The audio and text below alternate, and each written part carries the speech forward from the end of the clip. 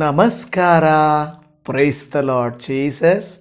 ಎಲ್ಲ ನನ್ನ ಪ್ರೀತಿಯ ದೇವಜನರೇ, ನನ್ನ ಪ್ರೀತಿಯ ಸಹೋದರಿ ಸಹೋದರ ದೇವಜನರೇ, ಮತ್ತೊಂದು ದಿನದಲ್ಲಿ ನಿಮ್ಮೊಟ್ಟಿಗೆ ಜೀವವುಳ್ಳ ದೇವರ ವಾಕ್ಯಗಳನ್ನು ಧ್ಯಾನ ಮಾಡಿ ಪ್ರಾರ್ಥನೆ ಮಾಡಿ ಆತ್ಮೀಕ ಬಲವನ್ನು ಹೊಂದಿಕೊಳ್ಳುವಂತೆ ನಾವು ಬಂದಿದ್ದೇವೆ.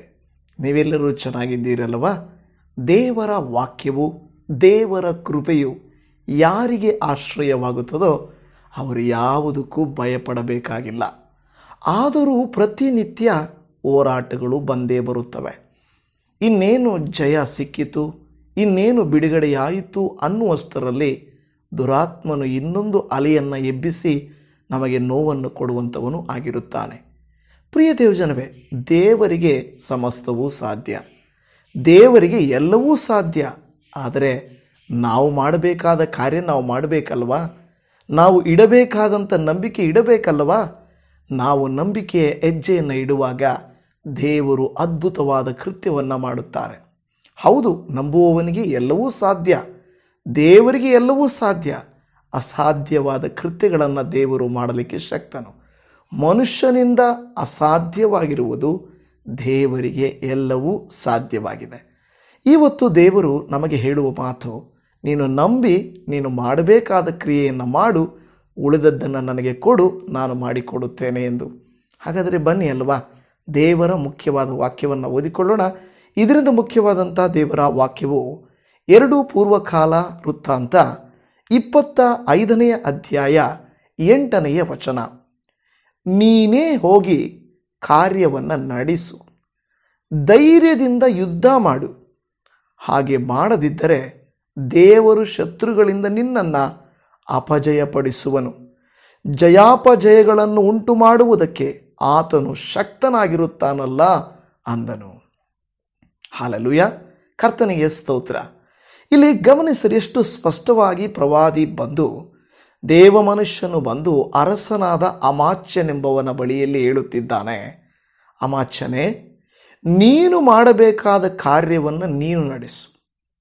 ನೋಡಿ, ಇಲ್ಲಿ ಹೇಳ್ತದೆ, ನೀನೇ ಹೋಗಿ ಕಾರ್ಯವನ್ನು ನಡೆಸು, ಧೈರ್ಯದಿಂದ ಯುದ್ಧ ಮಾಡು. ಹಾಗೆ ಮಾಡದಿದ್ದರೆ ದೇವರು ಶತ್ರುಗಳಿಂದ ನಿನ್ನನ್ನು ಅಪಜಯಪಡಿಸುವನು. ಅನೇಕ ಸಂದರ್ಭಗಳಲ್ಲಿ ನಾವು ಮಾಡಬೇಕಾದ ಕೃತ್ಯವನ್ನು ನಾವು ಮಾಡುವುದಿಲ್ಲ, ಆದರೆ ಎಲ್ಲವೂ ದೇವರೇ ಮಾಡಬೇಕು ಅಂತ ಅಂದುಕೊಳ್ಳುತ್ತೇವೆ. ಹೌದು, ನಿಜಾನೇ. ನಮ್ಮ ಕೈಯಲ್ಲಿ ಆಗುವ ಕೃತ್ಯವನ್ನು ನಾವು ಮಾಡಿದರೆ ಉಳಿದ ಕಾರ್ಯಗಳನ್ನು ದೇವರು ಮಾಡಿಕೊಡುತ್ತಾರೆಂಬುದನ್ನು ಇವತ್ತಿನ ವಾಕ್ಯದಲ್ಲಿ ಸ್ಪಷ್ಟವಾಗಿ ನೋಡುತ್ತೇವೆ. ಅಲ್ಲಿ ಕೊನೆಯಲ್ಲಿ ಹೇಳುತ್ತಿರುವಂಥ ಮಾತು, ಜಯ ಅಪಜಯಗಳನ್ನು ಉಂಟು ಮಾಡುವುದಕ್ಕೆ ಆತನು ಶಕ್ತನಾಗಿರುತ್ತಾನೆ. ನಮ್ಮ ಜೀವಿತದಲ್ಲಿ ಜಯ ಕೊಡಲಿಕ್ಕೂ ಶತ್ರುಗಳಿಗೆ ಅಪಜಯ ಕೊಡಲಿಕ್ಕೂ ಆತನು ಶಕ್ತನಾಗಿದ್ದಾನೆ. ಆದರೆ ಮಧ್ಯದಲ್ಲಿರುವಂಥ ಮಾತೆ ಸ್ವಲ್ಪ ನಮಗೇನನ್ನಿಸುತ್ತಂದರೆ, ನೀನೇನಾದರೂ ನೀನು ಮಾಡಬೇಕಾಗಿರೋ ಕೃತ್ಯ ನೀನು ಮಾಡಿಲ್ಲ ಅಂದರೆ ನಿನಗೆ ಸೋಲೆ. ಇದನ್ನು ದೇವರ ಮಕ್ಕಳಾಗಿರುವಂಥ ಕ್ರೈಸ್ತರಾಗಿರುವಂಥ ನಾವು, ದೇವರು ನಮಗೆ ಹೇಳುವಂಥ ಕಾರ್ಯ ಏನೆಂದರೆ, ನಿನ್ನ ಕೈಯಲ್ಲಾಗಿರುವುದನ್ನು ನೀನು ಮಾಡು. ಅನೇಕ ಜನರು ಇದನ್ನು ಅರ್ಥ ಮಾಡಿಕೊಂಡು ಉಪವಾಸ ಮಾಡುತ್ತಾರೆ, ಪ್ರಾರ್ಥನೆ ಮಾಡುತ್ತಾರೆ, ವಾಕ್ಯ ಧ್ಯಾನ ಮಾಡುತ್ತಾರೆ, ದೇವರ ಚಿತ್ತವನ್ನು ಅನುಕರಿಸಿ ದೇವರು ಏನನ್ನು ಮಾಡಬೇಕೆಂದು ನಮಗೆ ಆಲೋಚನೆಯನ್ನು ಕೊಟ್ಟಿದ್ದಾರೋ ಅದನ್ನು ಮಾಡುತ್ತಾರೆ. ಹೌದು ದೇವಜನವೇ, ನಮ್ಮಿಂದಾಗಿರುವಂಥ ಕೃತ್ಯಗಳನ್ನು ನಾವು ಮಾಡಬೇಕು. ಇಲ್ಲಿ ಅಸಲಿಗೆ ಏನಾಯಿತು ಎಂದು ನೀವು ಒಂದು ಪ್ರಾರಂಭದ ವಾಕ್ಯದಿಂದ 25ನೇ ಅಧ್ಯಾಯದಲ್ಲಿ ನೀವು ಓದಿದರೆ, ಈ ಅಮಾಚ್ಯನು 25 ವರ್ಷಕ್ಕೆ ಅರಸನಾದ. ಯವ್ವನ ಪ್ರಾಯ, ನೀವು ನೋಡುತ್ತಾ ಇದ್ದೀರಾ, ಕುದಿಯುವ ರಕ್ತ. ಮೊದಲವನು ಮಾಡಿದ ಕೆಲಸ, ತನ್ನ ತಂದೆಯನ್ನು ಕೊಂದವರನ್ನು ಕೊಂದ. 3ನೇ ವಚನಕ್ಕೆ ಬರುವಾಗ ಅಲ್ಲಿ ನಾವು ನೋಡುತ್ತಾ ಇದ್ದೇವೆ, ಅವನು ರಾಜ್ಯವನ್ನು ಭದ್ರಪಡಿಸಿಕೊಂಡ ಕೂಡಲೇ ತನ್ನ ತಂದೆಯನ್ನು ಕೊಂದ ಸೇವಕರನ್ನು ಕೊಲ್ಲಿಸಿದನು. ದ್ವೇಷದಿಂದಲೇ ಪ್ರಾರಂಭವಾಗಿದೆ. ಬಿಸಿ ರಕ್ತ ಅಂತಾರಲ್ವಾ, ಕೆಲವು ಸಾರಿ ಕುದಿಯುವ ರಕ್ತ, ಯವ್ವನ ರಕ್ತ, ಏನು ಬೇಕಾದರೂ ಮಾಡಿಬಿಡ್ಬೋದು, ಏನು ಬೇಕಾದರೂ ಮಾಡ್ಬೋದು ಅಂತ ಆಲೋಚನೆ ಇರುತ್ತಲ್ವಾ. ಆದರೆ ತಣ್ಣಗಾದ ಮೇಲೆ ರಕ್ತ ಗೊತ್ತಾಗುತ್ತದೆ. ರಕ್ತ ಕುದಿಯುವಾಗ ಓಡಿಸುವುದು, ತಪ್ಪುಗಳನ್ನು ಮಾಡುವುದು, ಚಾಲೆಂಜ್ಗಳನ್ನು ಮಾಡುವುದು ಎಲ್ಲವನ್ನು ಮಾಡುತ್ತಾರೆ. ರಕ್ತವು ತಣ್ಣಗಾದ ಮೇಲೆ ಎಲ್ಲವೂ ತಣ್ಣಗಾಗಿ ಹೋಗ್ತದೆ. ಅಮಾಚ್ಯನೀಗ ಬಿಸಿ ರಕ್ತದ ಮೇಲಿದ್ದಾನೆ, ಚೆನ್ನಾಗಿದ್ದಾನೆ. ಇಂಥ ಸಂದರ್ಭದಲ್ಲಿ ನಾವು ನೋಡುತ್ತಾ ಇದ್ದೇವೆ, ಅವನು ಕೆಲವು ಒಳ್ಳೆಯ ಕೃತ್ಯಗಳನ್ನು ಕೂಡ ನಾವು ಮಾಡಿದ್ದನ್ನು ನೋಡುತ್ತಾ ಇದ್ದೇವೆ.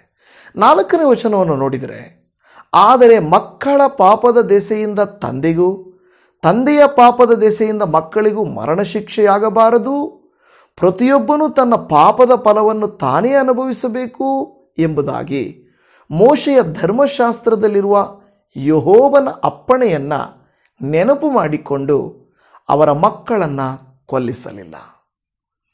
ಇಲ್ಲಿ ವಾಕ್ಯ ಹೇಳುತ್ತಿರುವಂಥದ್ದು ನೋಡಿ, ಒಂದು ಅವನು ಶತ್ರುಗಳನ್ನು ಕೊಲ್ಲಿಸಿದ, ಆದರೆ ಅವನು ದೇವರ ವಾಕ್ಯ ಮೋಶೆಯ ಧರ್ಮಶಾಸ್ತ್ರದಲ್ಲಿ ಏನಿತ್ತೋ ಅದನ್ನು ಪಾಲಿಸಿದ. ಏನದು? ಪಾಪದ ದೆಸೆಯಿಂದ ಮಕ್ಕಳಿಗೆ, ತಂದೆ ತಾಯಿಗಳ ದೆಸೆಯಿಂದ ಮಕ್ಕಳಿಗೆ ಶಿಕ್ಷೆ ಆಗಬಾರ್ದು. ಪ್ರತಿಯೊಬ್ಬನೂ ತನ್ನ ಪಾಪದ ಫಲವನ್ನು ತಾನೇ ಅನುಭವಿಸಬೇಕು. ಪಾಪ ಆ ತಂದೆ ತಾಯಿಗಳು ಮಾಡಿದ ತಪ್ಪಿಗೆ ಮಕ್ಕಳನ್ನ ಯಾಕೆ ಶಿಕ್ಷಿಸಬೇಕು? ಬೇಡ ಬೇಡ, ಅವರನ್ನ ಕೊಲ್ಲೋದು ಬೇಡ ಅಂತ ತೀರ್ಮಾನ ಮಾಡಿದ. ಅರ್ಥ ಆಯ್ತಲ್ವ? ಈಗ ಮುಂದಕ್ಕೆ ಹೋಗುವುದಾದರೆ ಅದರ 5ನೇ ವಚನಕ್ಕೆ ಹೋದರೆ, ಆಮೇಲೆ ಅಮಾಚ್ಯನು ಯೆಹೂದ್ಯರನ್ನು ಕೂಡಿಸಿ ಸಹಸ್ರಾಧಿಪತಿ ಶತಾಧಿಪತಿಗಳ ಕೈಗಳಿಗೆ ಕೊಟ್ಟು ಯೆಹೂದ ಬೆನ್ಯಾಮಿನ್ ಕುಲಗಳಲ್ಲಿನ ಆಯಾ ಗೋತ್ರಗಳ ಪ್ರಕಾರ ಅವರನ್ನು ನಿಲ್ಲಿಸಿ 20 ವರ್ಷದವರ ಮೊದಲುಗೊಂಡು ಹೆಚ್ಚಾದ ವಯಸ್ಸುಳ್ಳವರನ್ನು ಲೆಕ್ಕ ಮಾಡಲು ಅವರಲ್ಲಿ ಬರ್ಜಿ ಗುರಾಣಿಗಳನ್ನು ಹಿಡಿದುಕೊಂಡು ಯುದ್ಧಕ್ಕೆ ಹೊರಡತಕ್ಕ ಶೂರರು 3 ಲಕ್ಷ ಮಂದಿ ಸಿಕ್ಕಿದರು.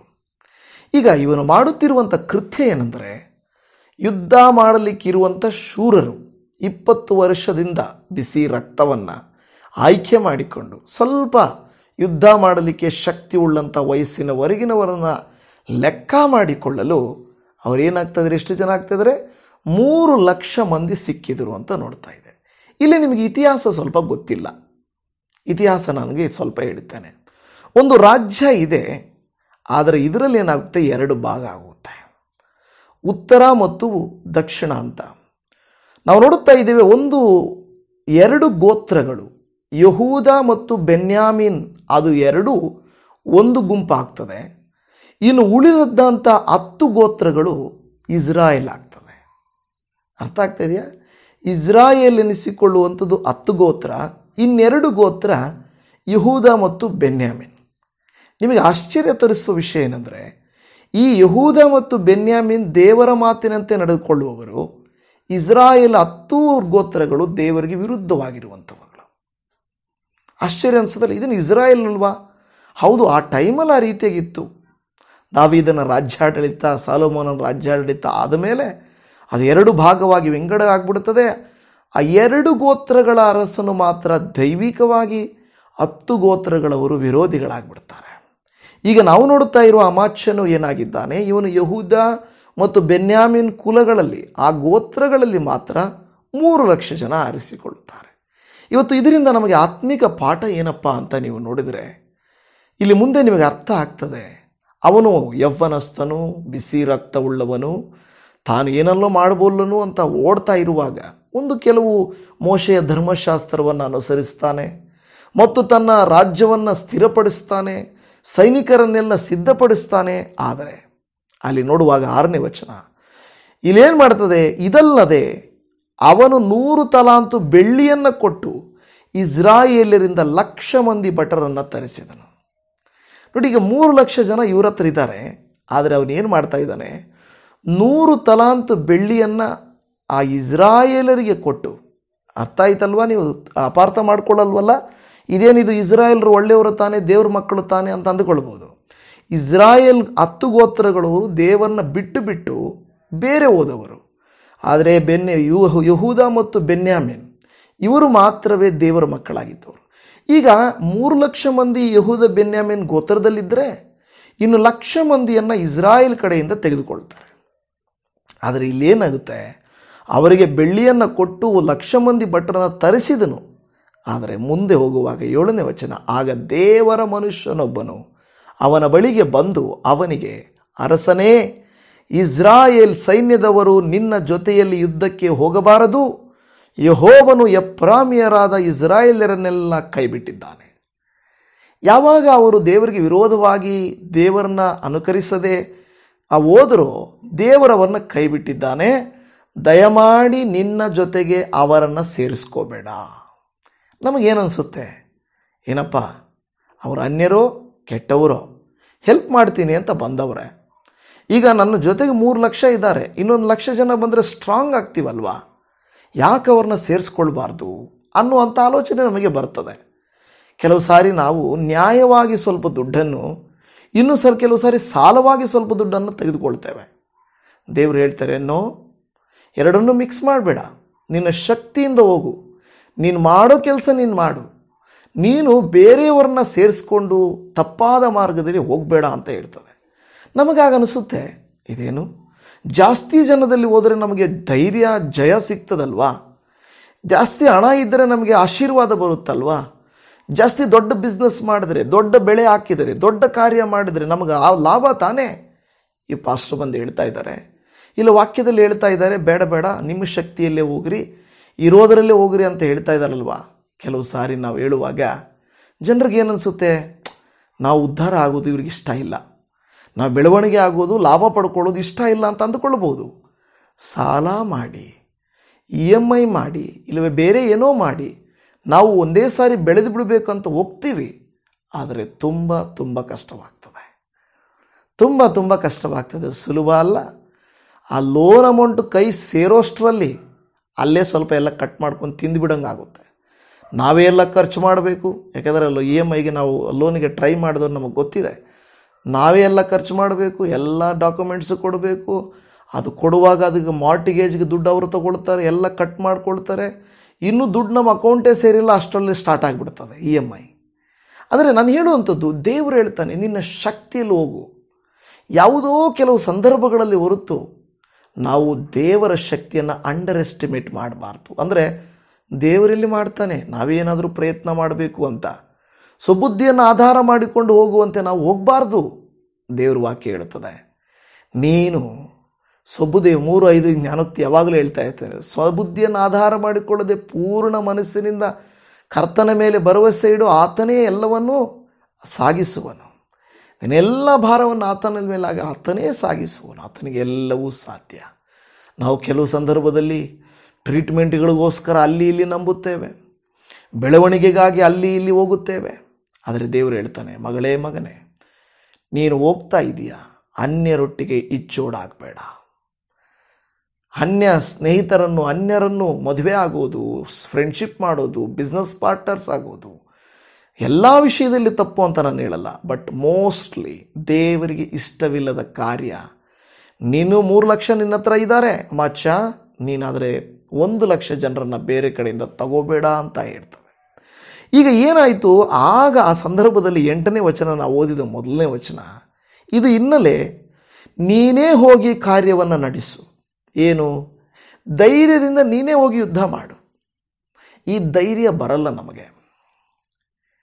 ದೇವರೇನೇ ಹೇಳ್ತಾ ಇದ್ದಾರೆ, ಹೌದು ಅನಿಸ್ತಾ ಇದೆ, ಪಾಸ್ಟರ್ ಹೇಳಿದ್ರು, ಹಿರಿಯರು ಸಲಹೆ ಕೊಟ್ಟರು, ಇಲ್ಲಪ್ಪ ಹಿಂಗೆ ಮಾಡು, ಇವತ್ತು ಹಂಗೆ ಅನಿಸ್ತದೆ, ನಾಳೆ ದಿನ ಚೆನ್ನಾಗಿರುತ್ತೆ, ಇಂಥ ಮನೆಗೆ ಕೊಡು, ಇಂಥ ಮಗಳನ್ನು ತೆಗೆದುಕೋ, ಇಂಥ ಮಗನನ್ನು ತೆಗೆದುಕೋ, ಇಂಥ ಬಿಸ್ನೆಸ್ಸನ್ನು ಸ್ಟಾರ್ಟ್ ಮಾಡು, ಇಂಥದ್ದನ್ನು ಸ್ವಲ್ಪ ವೆಯ್ಟ್ ಮಾಡು, ಇದನ್ನು ತಗೋಬೇಡ ಅಂದರೆ ಏನೋ ಪಾಸ್ಟ್ರು ನಮಗೆ ನಾವು ಚೆನ್ನಾಗಾಗೋದು, ನಾವು ಬೆಳೆಯೋದು ಇಷ್ಟ ಇಲ್ವೇನೋ, ಅದಕ್ಕೆ ತಡೆ ಮಾಡ್ತಾಯಿದ್ದಾರೆ. ಎಂಥ ಆಫರು, ಎಂಥ ಹುಡುಗಿ, ಎಂಥ ಹುಡುಗ, ಎಂಥ ಬಿಸ್ನೆಸ್ಸು, ಎಂಥ ಕಂಪನಿ, ಎಂಥ ಕಾಲೇಜು, ಇದನ್ನೇ ಬೇಡ ಅಂತ ಇದ್ದಾರಲ್ವಾ. ಒಂದು ವೇಳೆ ದೈವಿಕವಾಗಿ ಅವರ ಆಲೋಚನೆ ಮಾಡಿ, ಬೇಡ ಇದು ಭವಿಷ್ಯಕ್ಕೂ ನಿನ್ನ ಕುಟುಂಬಕ್ಕೂ ಒಳ್ಳೆಯದಾಗುವುದಿಲ್ಲ ಅಂತ ಹೇಳುವಾಗ ಅದನ್ನು ನಾವು ಅಂಗೀಕರಿಸಿಕೊಳ್ಳಬೇಕಾದರೆ ಅನೇಕ ಸಾರಿ ಅಂಗೀಕರಿಸಿಕೊಳ್ಳುವುದಿಲ್ಲ.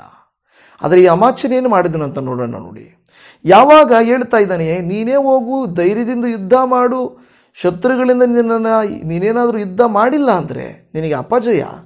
ಯಾಕೆಂದರೆ ಜಯ ಅಪಜಯಗಳನ್ನು ಉಂಟು ಮಾಡುವುದಕ್ಕೆ ಆತನು ಶಕ್ತನು.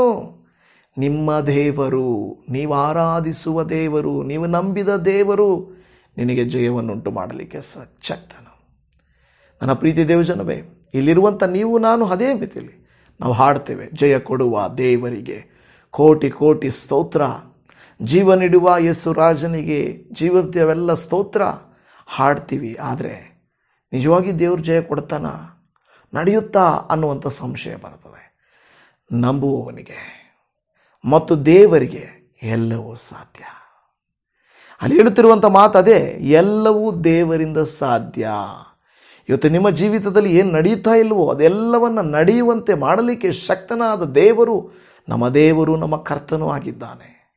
ಈ ವಾಕ್ಯವನ್ನು ಆಲಿಸುತ್ತಿರುವಂಥ ಪ್ರೀತಿಯ ದೇವಜನವೇ, ನೀವು ನಾನು ಕರ್ತನಲ್ಲಿ ವಿಶ್ವಾಸವಿಟ್ಟು ಇವನೇನು ಮಾಡ್ದ ಅಮಾಚನು? ನೀನು ಹೋಗಬೇಡ, ನಿನ್ನ ಶಕ್ತಿಯಿಂದ ಹೋಗು ಅಂತ ಹೇಳ್ದ. ಅವನು ಏನು ಮಾಡ್ದ ಅಮಾಚನು? ಆಯ್ತಪ್ಪ ಬೇಡ ಅಂತ ಹೇಳ್ದ. ನೋಡಿ, ಹಾಗಾದರೆ ಇಲ್ಲಿ ನಾವು ನೋಡುತ್ತಾ ಇದ್ದೇವೆ, ಕ್ವಶನ್ ಕೇಳ್ತಾ ಇದ್ದಾನೆ 9ನೇ ವಚನ. ಅಮಾಚನು ದೇವರ ಮನುಷ್ಯನನ್ನು, ಹಾಗಾದರೆ ನಾನು ಇಸ್ರಾಯೇಲ್ ಸೈನ್ಯಕ್ಕೋಸ್ಕರ 100 ತಲಾಂತಗಳ ಬೆಳ್ಳಿಯನ್ನು ಕೊಟ್ಟ ವಿಷಯದಲ್ಲಿ ಮಾಡುವುದೇನು ಎಂದು ಕೇಳಲು ಅವನು, ಯೆಹೋವನು ಅದಕ್ಕಿಂತ ಎಷ್ಟೋ ಹೆಚ್ಚಾಗಿ ನಿನಗೆ ಕೊಡಬಲ್ಲನು. ಏನಪ್ಪ, ದುಡ್ಡು ವೇಸ್ಟ್ ಆಗಿಬಿಟ್ಟಿದೆಯೇ?